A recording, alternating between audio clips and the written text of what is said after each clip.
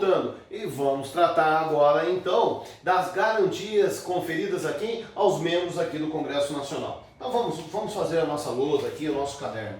Vamos lá, garantias, né? Garantias conferidas a quem? Olha aí, garantias aos membros, né? Aos membros aí do Congresso Nacional. Meus amigos, então vamos iniciar a partir do quê? A primeira garantia é a identidade. Olha aí, ó, identidade da retribuição pecuniária. Ó, identidade da retribuição pecuniária. Vejam, meus amigos, nós conversamos no bloco anterior que a retribuição pecuniária aos mandatários, aos exercentes de mandato político, denomina-se o quê? Subsídio. E tivemos a oportunidade demais, vejam, de verificar que essa é uma atribuição de quem? É uma atribuição do Congresso Nacional. Fixar esta retribuição pecuniária, denominada subsídio, fixar como? Fixar será fixada independentemente do que? Da manifestação do presidente da República. Logo, nós não teremos o que? Ela não será incorporada, não irá se materializar em lei, mas sim em um decreto legislativo. Tá certo? Então, dê um pulinho lá, vá até o 49 e vá ao inciso 7 para dar uma olhada. Olha só o que nos informa o artigo 49, inciso 7. Olha aí, 49, inciso 7. Fixar idêntico subsídio, olha só, identidade, idêntico subsídio para os deputados federais e os senadores. Meus amigos, deputados federais e os senadores, observado o que dispõe o artigo 37, inciso 11, 39, parágrafo 4º e o 152, 150, inciso 3, 153, parágrafo 2º, ok? Inciso 1. É isso que nos informa o inciso 7 do artigo 49. Olha só, fixação de idêntico o quê? Retribuição pecuniária. Preste bem atenção. Olha só que bacana. Um senador, ele tem subsídio maior do que um deputado federal? Não, porque os subsídios eles são o quê? Idênticos, meus amigos. Subsídio idêntico para deputados federais e senadores. O número de deputados supera consideravelmente o número de senadores, ok? Aqui nós temos 513 deputados federais, enquanto que o Senado Federal compõe-se de 81 senadores. Agora o subsídio ele é idêntico, de acordo com o que nos informa o artigo 49, inciso 7. Maravilha? Agora vejam, quem fixa, meus amigos, quem irá fixar a retribuição pecuniária do presidente da República? Quem? Do presidente, do vice-presidente, dos ministros de Estado. Será também o Congresso Nacional. Será o Congresso Nacional e a resposta está onde? No inciso 8. O inciso 8 nos diz que quem irá fixar o subsídio do presidente, vice-presidente e ministro de Estado, observando também aquele teto remuneratório, todas as regras para a fixação do subsídio, quem? O Congresso Nacional. Veja, então, essa fixação, ela se materializa apenas só mais uma vez, por meio de lei? Cuidado. Lei em sentido amplo. Agora, especificamente, será decreto legislativo, porque não se submete à sanção presidencial. Ok? Então vejam, meus amigos, o que eu gostaria de, nesse instante aqui, fazer uma observação para os senhores, vamos colocar aqui, ó, uma observação, é a seguinte. A observação, ela está onde? No teto remuneratório. Teto remuneratório. Tá? Teto remuneratório ou teto do funcionalismo, tá? Aparecem com essas várias terminologias. Essa expressão remuneração é uma expressão perigosa, tá, pessoal? Eu gosto de sempre chamar a atenção para este fato. Subsídio, ajuda de custa, sabe? É uma retribuição pecuniária por este, não é trabalho, mas por esta contribuição, né, pelo exercício do mandato político. E este teto remuneratório, ele está onde? Ele está lá no artigo 37. tá? Artigo 37, inciso 11. Artigo 37, inciso 11. É ele que irá tratar o quê? Que irá estabelecer o valor máximo que os agentes públicos poderão receber. Como o quê? Como retribuição pecuniária. Ok? Então, este teto, este limite máximo, ele se destina não apenas e tão somente aos mandatários, mas também aos servidores públicos de um modo geral. Então, é o teto de uma expressão genérica chamada o teto da retribuição pecuniária dos agentes públicos, ok? Nas suas mais variadas espécies. Deixa para estudar isso aí quando? De maneira detalhada lá em direito administrativo, ok? Agora vejam, qual é a ideia? A ideia do legislador constituinte ao estabelecer esse teto remuneratório é o quê? De evitar super salários, né? De evitar os super salários. Vejam, olha só, quem fixa? Poder Legislativo. Quem fixa? Por intermédio o quê? Do Congresso Nacional. Evitar esses super salários. Então onde é que é o teto?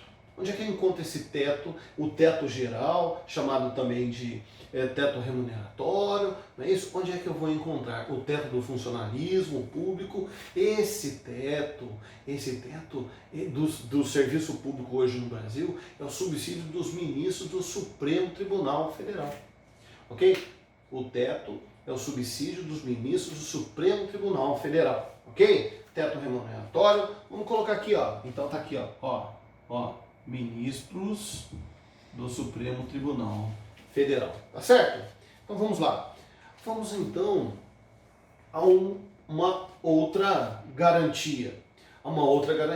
Meus amigos, vejam, antes de adentrar nessa outra garantia, eu penso que aqui, nesse contexto aqui, seja importante uma observação.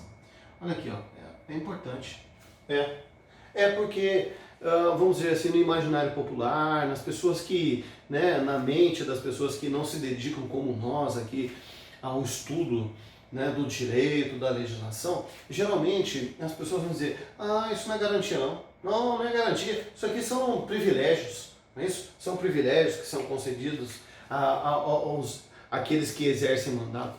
Isso aí é um equívoco que deve ser o quê? Que deve ser, eu diria até que repudiado. Por nós isso é inadmissível, esse tipo de pensamento. Inadmissível.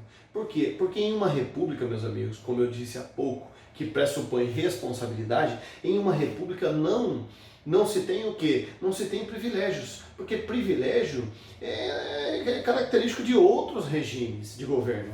A república não, a república pressupõe responsabilidade, a república pressupõe o quê? Responsabilidade, lisura, probidade, retidão na condução dos trabalhos. Agora, para que haja liberdade para se exercer na plenitude o mandato, se confere o que? Garantias, se confere prerrogativas, ok?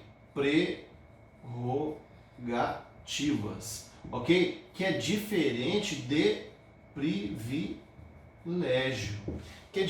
privilégio. Então, é prerrogativa, é uma garantia o quê? A identidade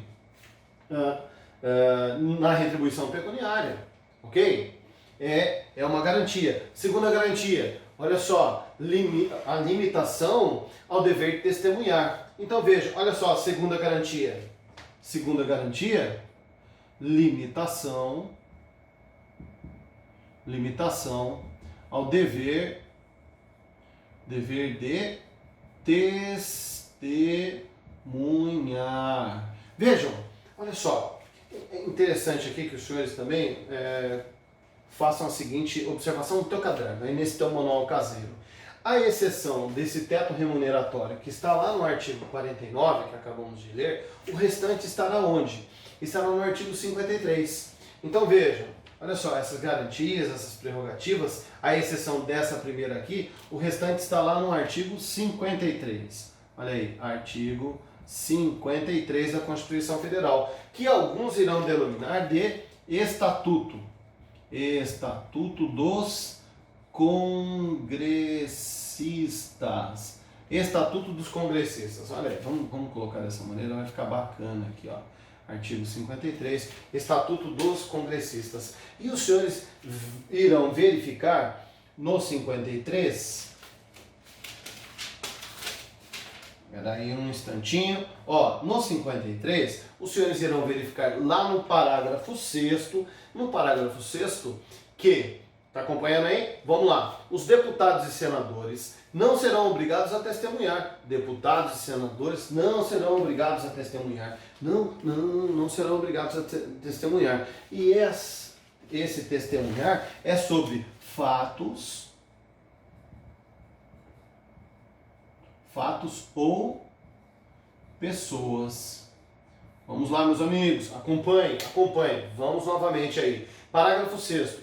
Os deputados e senadores não serão obrigados a testemunhar sobre informações recebidas ou prestadas em razão do exercício do mandato, nem sobre pessoas que lhe confiaram ou lhe deram informações. Vejam, fatos ocorridos no exercício do mandato e pessoas que confiaram informações em razão do exercício do mandato, os deputados podem se recusar a testemunhar.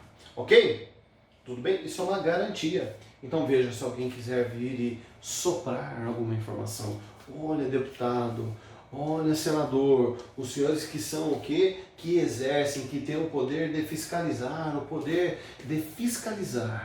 né? De investigar, de fiscalizar. Tem uma situação assim, assado. Um fato assim. Vejam, numa futura arguição em relação à fonte, o deputado ou o senador será obrigado a dizer, olha, e quem me contou isso foi fulano de tal? Não, porque isso aí é uma limitação, uma garantia para que ele possa exercer esse poder, inclusive de fiscalização, de maneira o quê? Isenta e livre. Agora vem cá, o que cai muito em prova e o que gera uma confusão e invariavelmente as pessoas se equivocam também na imprensa, né, de um modo geral, as pessoas, vamos dizer assim, fora desse nosso meio, no meio jurídico. É o seguinte, coloca aí essa observação no teu caderno. Olha só, a observação. Muito se confunde, ó, observação, com sigilo profissional, tá? Alguns vão criar esta confusão. Sigilo profissional, professor, é lógico.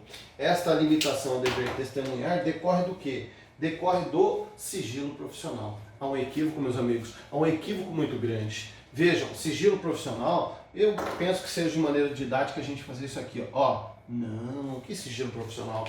Quem disse que o exercício do mandato, o exercício desse mandato político é uma profissão? Não, eu sei que muita gente aí já está, como eu disse aí anteriormente aqui nessas nossas reflexões, alguns que contam com mais de 30 anos, né, de serviço público. Mais de 30 anos de serviço público. Mas nós sabemos que o exercício do mandato político não é profissão. Não é profissão. Tanto é que a retribuição pecuniária é o subsídio. Retribuição pecuniária é o subsídio. Então vejam, por favor, essa garantia não se dá em razão do quê? Do sigilo profissional, mas em razão do exercício do mandato. Não confundir aqui esse aspecto. Ok? Então, adiante. Vamos lá, vamos adiante. Vejam, meus amigos. Uma terceira garantia que é muito interessante, que aí sim agora vem aqui, ó, nesse aspecto aqui de confusão de prerrogativa com privilégio, é o foro especial. Anota aí no teu caderno, olha aí a terceira garantia, foro especial. Foro especial, professor, foro especial que está no parágrafo 1º aqui do artigo 53. Olha só, 53, parágrafo 1º. Vamos lá, foro especial. Ó, artigo 53, parágrafo 1º. O que diz o artigo 53, parágrafo 1º, meus amigos? Que os deputados, os senadores, os congressistas, eles são invioláveis, civil e penalmente. Civil e penalmente, ok? São invioláveis por qualquer de suas opiniões, palavras e votos. Olha só, caput do artigo 53. O caput do artigo 53 irá tratar da imunidade material. Imunidade material. É possível um congressista ser responsabilizado civil e penalmente acerca de suas palavras, opiniões e votos? A resposta é não, ok? E para você que está anotando, vejam, coloque aí no teu caderno congressistas e interrogam. Será que se limitaria essa imunidade material aos congressistas? Não. Essa imunidade material, a Constituição também estende aos demais legisladores, ou seja, aos deputados estaduais, deputados distritais e vereadores. No âmbito do município, e os vereadores não poderão ser o que? Responsabilizados por palavras, votos e opiniões. Então essas manifestações, elas não serão passíveis eles não serão passíveis de serem responsabilizados, ok? Não serão passíveis de serem responsabilizados. Agora vejam, meus amigos, vejam. Há uma discussão enorme se isto seria se esta exclusão de responsabilidade tornaria ou não o fato atípico, ok? Se tornaria ou não um fato atípico. Penso que seja desnecessário tecer grandes comentários a respeito. Deixa para que os senhores possam fazer esse estudo de maneira detida em uma outra ocasião. Hoje, né, atualmente, a corrente, né, a jurisprudência se orienta no seguinte sentido, de que sim, é uma exclusão. Há uma exclusão. O fato, ele é atípico. Tá? Se torna um fato atípico. Não é possível que a responsabilidade civil ou criminal dos legisladores, sejam eles congressistas ou os legisladores das demais unidades da federação, resultante o quê? De manifestações orais ou escritas, ok? De manifestações orais ou escritas. Agora vejam, cuidado, essas manifestações, né, voto, palavra e opinião. Voto, palavras e opinião. Agora vejam, palavras e opinião pode acontecer de serem proferidas fora do exercício do mandato. Então, a imunidade material, ela está onde? Ela está restrita ao quê? Ao desempenho do mandato. Então, toda fala tem essa proteção, essa prerrogativa, essa garantia de imunidade em razão do que? Se for proferida no desempenho do mandato, ok? No desempenho do mandato. E aqui nós estamos falando do que? Olha só, dentro desse contexto de foro especial, estamos tratando da imunidade aqui, ó, material, ok? Imunidade material. Imunidade material que está no caput do 53. Depois a gente vai trabalhar o parágrafo 1º, no caput do 53. Agora vejam, meus amigos, vejam, essa imunidade material diz aos senhores, no desempenho, você que está anotando aí, no desempenho do mandato, no exercício do mandato. Agora, e aí, professor? A doutrina, como é que eu consigo enxergar isso? A doutrina vai tentar te ajudar de duas maneiras. Essa prática, essa manifestação, ela pode se dar de duas formas, a imunidade material. Ela pode se dar de duas maneiras. Anota aí, ó, prática in ofício, prática in ofício. Estou colocando no cantinho aqui, ó, prática em ofício, ou a prática poderá ser propter officium. Olha aí, ou propter officium. Ficou bem pequenininho aqui, ó. Mas vamos lá. O propter officium. E aí, professor? Vejam, in ofício, tranquilo. Ou seja, é aquela que decorre motivada no exercício do mandato. Agora, a propter officium seria aquela externada em razão do mandato. Então, alguns doutrinadores vão dizer o seguinte: esta in ofício é no exercício do mandato dentro da Casa Legislativa. Agora, a propter ofício seria o quê? Manifestações fora do recinto da Casa, mas que digam respeito ao exercício do mandato, própria do ofício. Tá certo? Legal? Pode haver responsabilidade? Não, não poderá haver responsabilidade. Vejam, meus amigos, vejam. Muita atenção para qual fato? Para qual fato? Essas garantias, estas prerrogativas, elas não podem se traduzir em irresponsabilidade. Irresponsabilidade. Professor, mas o senhor acabou de dizer que não pode ser responsabilizado e o senhor está falando em irresponsabilidade? Sim, porque não poderá ser responsabilizado civil e penalmente. Agora vejam, preste bem atenção.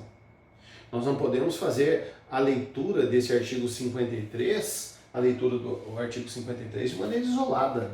De maneira isolada. Vejam, essa garantia não é uma liberdade ampla e restrita, não é uma liberdade para que o mandatário, no exercício do mandato, digamos, vá à tribuna e a saque, fazendo uso da sua prerrogativa, da sua fala, venha a sacar contra a honra de outras pessoas.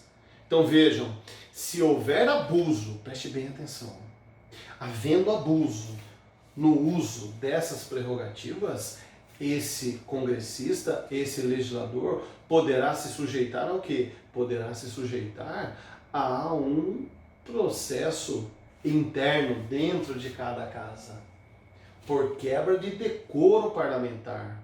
Veja, se aquela conduta revelou uma prática indecorosa, ou seja, de abuso das prerrogativas que lhe são asseguradas, das garantias, isso poderá ensejar o quê? Uma quebra de decoro parlamentar. Então vejam, professor, onde é que eu posso enxergar isso aqui dentro desse contexto das imunidades? Olha aqui, lá no artigo 55, parágrafo 1º. Então olha aí, cuidado, olha aqui o asterisco aqui, ó, de cuidado, né? Vamos assim, cuidado, olha o que diz o artigo 55, parágrafo 1º. O 55 irá nos informar que perderá o mandato deputado ou senador. Olha a regra, perderá o mandato deputado ou senador. Parágrafo 1º. Cuja conduta seja o quê? Parágrafo 1º. É incompatível com o decoro parlamentar, além dos casos definidos no regimento interno de cada casa, no regimento interno, o abuso das prerrogativas asseguradas aos membros do Congresso Nacional. Vejam, é incompatível com o decoro parlamentar. O que? O abuso das prerrogativas. Ou a percepção de vantagens indevidas. Isso enseja o que? A perda do mandato. A perda do mandato por quebra, por falha, por falta de compromisso com o que se espera de um parlamentar no exercício do mandato, que é o que? Uma atitude decorosa, uma atitude proba, uma atitude o quê? Com lisura, com responsabilidade. Tudo bem, meus amigos? Agora vejam, num segundo aspecto, nós teremos o quê? A imunidade formal. A imunidade formal. Então vejam, dentro desse conceito de imunidade, nós teremos a imunidade material e nós teremos a imunidade formal. Imunidade formal, meus amigos, que está relacionada a dois aspectos. Vejam bem, está relacionado à prisão, né, a prisão do congressista, e relacionado também ao processo, ao fato dele se tornar, ter contra si um processo, ok? Agora vejam, é por isso que muita gente costuma dizer prerrogativa, que nada, privilégio, foro privilegiado, não é isso? Alguns vão falar, isso é foro privilegiado, alguns costumam brincar, né? Isso não é imunidade, isso é impunidade, né? Impunidade parlamentar, não é imunidade parlamentar, é impunidade parlamentar. Vejam, não, por quê? Porque esta prerrogativa, ela não é da pessoa, essa prerrogativa é do quê? Do cargo que ela está sendo exercida. Então, por favor, não vamos nós também, né, fazer coro a esse pensamento que predomina aí na sociedade, muitas das vezes irresponsavelmente, pregado por apresentadores de TV e tantos outros aí, radialistas, que acabam dia após dia insistindo nessa ideia não de prerrogativa, mas sim de privilégio. Por isso, foro privilegiado. Não, não é foro privilegiado, é um foro por prerrogativa de função. Por isso é especial o foro. Por quê? Porque pela função é o delito cometido em razão do exercício do mandato, que confere o que? A prerrogativa de foro, ok? E não foro privilegiado. O privilégio é uma palavra incompatível com a república, nós já conversamos sobre isso. Tá certo? Então vamos lá. Meus amigos, o artigo 53, no seu parágrafo 1º, agora sim parágrafo 1º, né? Imunidade material está no caput. Agora vamos ao parágrafo 1º para falar do foro especial. Veja, o parágrafo 1º do artigo 53 irá nos informar que os deputados e senadores, desde a expedição do diploma, serão submetidos a julgamento perante o Supremo Tribunal Federal. Então, olha só, o foro para julgamento dos deputados e senadores será o Supremo Tribunal Federal. Supremo Tribunal Federal. Veja, imunidade neste caso, imunidade formal. E a imunidade material, professor? Imunidade material está relacionada votos, palavras e opiniões. Esta imunidade material, nós iremos observar onde? Nas quatro entidades da federação, ok? Ah, professor, vereador também tem imunidade no município, o vereador tem imunidade material? A resposta é sim, ok? Tem uma discussão a respeito do que? Se essa imunidade material seria apenas e tão somente in officio, ou seja, naquelas palavras proferidas no interior da casa legislativa, no caso Câmara Municipal, e propter officium, se ela for o que? Restrita à circunscrição do município. Isso é o que nós observamos lá no artigo 29.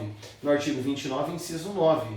Vejam, há inviolabilidade, há imunidade para o vereador? Sim, que imunidade é? Material, mas só nos limites, o que? Na circunscrição do município, ou seja, em palavras que digam respeito apenas e tão somente às atribuições do exercício do mandato.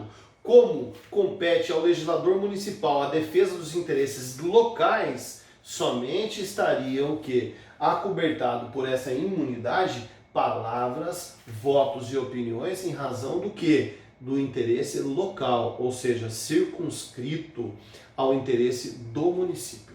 Ok? Então vamos lá. Já a imunidade formal é a do parágrafo 1º, como acabamos de ler. Então, deputados e senadores, desde a expedição do diploma, serão submetidos a julgamento perante a Suprema Corte. O quadro está ficando pequeno, né? Perante a Suprema Corte. Vejam, neste caso aqui, vejam, meus amigos, a partir de quando? A partir de quando o congressista tem essa garantia, esta prerrogativa? Desde a expedição do diploma. Desde a expedição do diploma legislativo. Do diploma. Ok? Agora vejam, meus amigos, passe o marca-texto aí. Desde a expedição do diploma. O que seria essa expedição do diploma? A expedição do diploma é um ato solene. É um ato solene em que o Poder Judiciário, a partir da sua justiça especializada, que é a justiça eleitoral, ela declara o candidato vencedor e expede um diploma dizendo, eis aqui, este candidato aqui logrou êxito, é um candidato que venceu as eleições, logo ele está habilitado. Logo, esse candidato está habilitado ao exercício do mandato. Vejam, expediu o diploma. Agora, existem regras próprias para serem cumpridas, requisitos próprios de cada casa e também previstos em outras legislações, em outras leis, outros critérios a serem obedecidos para ingresso no exercício do mandato. Cuidado, cuidado. Vejam, a imunidade formal, ela está o quê? Ela passa a ser garantido ao congressista, essa prerrogativa, desde a expedição do diploma. Tudo bem? Então não confundir com o quê? Com posse e exercício do mandato. Ok? Fez aí essa observação. Um outro aspecto é o seguinte. Vejam, o parágrafo 2º irá nos informar que, desde a expedição do diploma, está acompanhando aí? Desde a expedição do diploma, os membros do Congresso Nacional não poderão ser presos. Olha aí, olha o foro especial, né? Olha os desdobramentos do foro especial a partir do parágrafo 2º. Não poderão ser presos. Qual é a possibilidade de prisão de um congressista, meus amigos? Qual é a possibilidade de prisão de um congressista? Eu, nesse instante, uma dica apenas, faça, sublinhe, pegue o teu marca-texto ou uma caneta e sublinhe o que? A primeira regra está escrito aí, veja, desde a expedição de diploma, os membros do Congresso Nacional não poderão ser presos. Passa agora o marca-texto na expressão salvo. Olha só, a regra é liberdade, não pode ser preso. Agora, salvo em flagrante de crime inafiançável. Nos casos de crime inafiançável, poderá haver prisão, sim. Quais seriam, meus amigos, esses crimes inafiançáveis? Que crimes seriam esses crimes inafiançáveis? Vejam, depois faça uma investigação, mas olha, não se submete à fiança os crimes hediondos, ok? Professor, dá um exemplo aí. Não. Vejam, terrorismo também não tem, né? Terrorismo, tráfico de drogas, tortura, não são crimes hediondos, mas são equiparados a hediondo, não é isso? São crimes equiparados a hediondo. Todos aqueles listados lá na 8.072, que são hediondos, não se submetem também à fiança. E, por óbvio, também, acaso um congressista cometa, prisão em flagrante. Ok? E aí é o seguinte, continuando ainda no parágrafo 2º. Neste caso, o que irá acontecer? Olha só a prerrogativa que diz. O que irá acontecer? Que tipo de garantia esse congressista terá? Neste caso, de haver prisão em flagrante, neste caso, os autos serão remetidos dentro de 24 horas à respectiva casa. Olha aí, acompanhe na leitura. Neste caso, que caso é esse? Prisão em flagrante. Os autos serão remetidos dentro de 24 horas, ou seja, no espaço de 24 horas, à respectiva casa. Professor, mas que casa é essa? Casa legislativa, ok? Respectiva casa. Se for deputado federal, à Câmara dos Deputados. Se for senador, ao Senado Federal. Joia? Para que estes autos serão remetidos? Para que, pelo voto da maioria de seus membros, resolva sobre esta prisão. Vejam, então nós teremos o quê? Nós teremos um controle político dessa prisão, ok? Um controle político, no caso desta imunidade formal relativa à prisão. Nós teremos um controle esse político. Tudo bem? Tranquilos até aqui? Então vejam, meus amigos, o parágrafo 3º, na sequência. Olha só o parágrafo 3º, que nos informa. Recebida a denúncia contra o senador ou deputado, por crime ocorrido após a diplomação, pegue o marca-texto, passe aí o marca-texto, após a diplomação, o Supremo Tribunal Federal dará ciência à respectiva casa, que por iniciativa de um partido político nela representado, e pelo voto também, do mesmo modo que em relação à prisão, e pelo voto da maioria dos seus membros, poderá, até decisão final, sustar o andamento da ação. Então, meus amigos, vejam, então essa imunidade formal, ela tem o quê? Ela tem uma incidência a partir da expedição do diploma, ok? Da expedição do diploma. Ocorrido o crime após a diplomação, o que irá acontecer? Poderá haver prisão? Sim. Em que casos? Flagrante de crime inafiançável. E, acontecendo isso,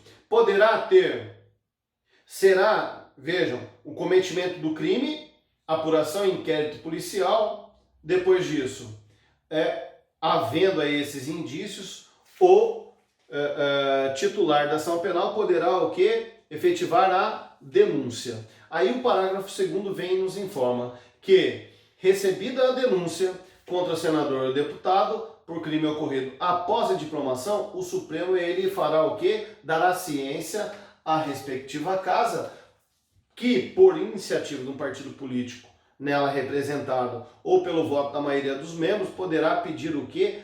Até decisão final, a sustação do andamento do processo. Tá certo? Então vejam, agora meus amigos, a sustação do andamento do processo. Agora vejam, meus amigos, eu quero que você coloque essa OBS no teu caderno, para que não paire dúvida.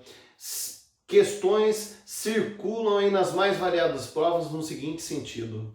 Olha só, a consenso e a jurisprudência da Suprema Corte, ela admite o quê? A possibilidade de prisão de deputado federal ou senador. Admite a possibilidade, mas em que casos? Prisões essas determinadas por decisão judicial criminal, por decreto condenatório criminal transitado em julgado.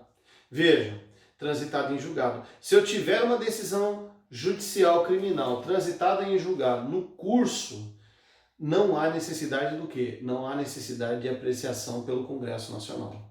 Ok? Por que, meus amigos, não há? A resposta é muito simples. Porque decisão judicial criminal transitada em julgado é causa de perda do mandato.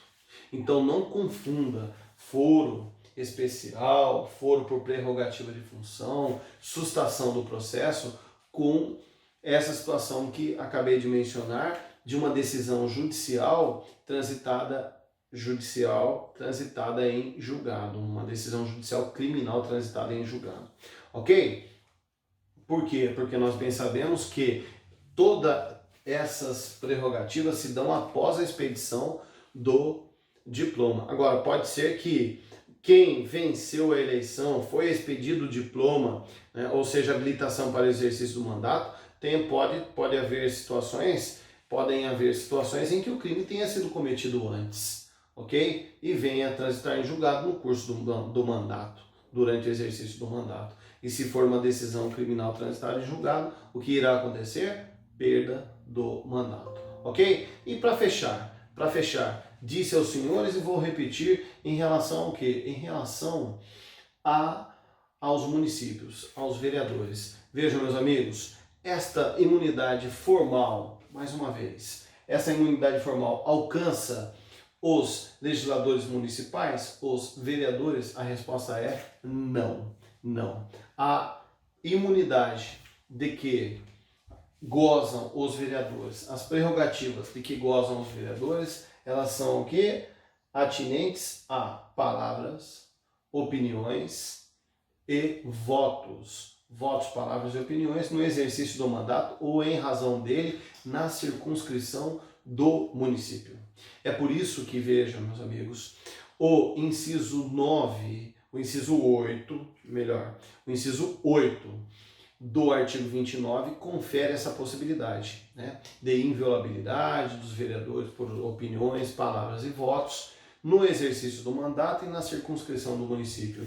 E o inciso 9 arremata dizendo que as proibições e incompatibilidades no exercício da vereança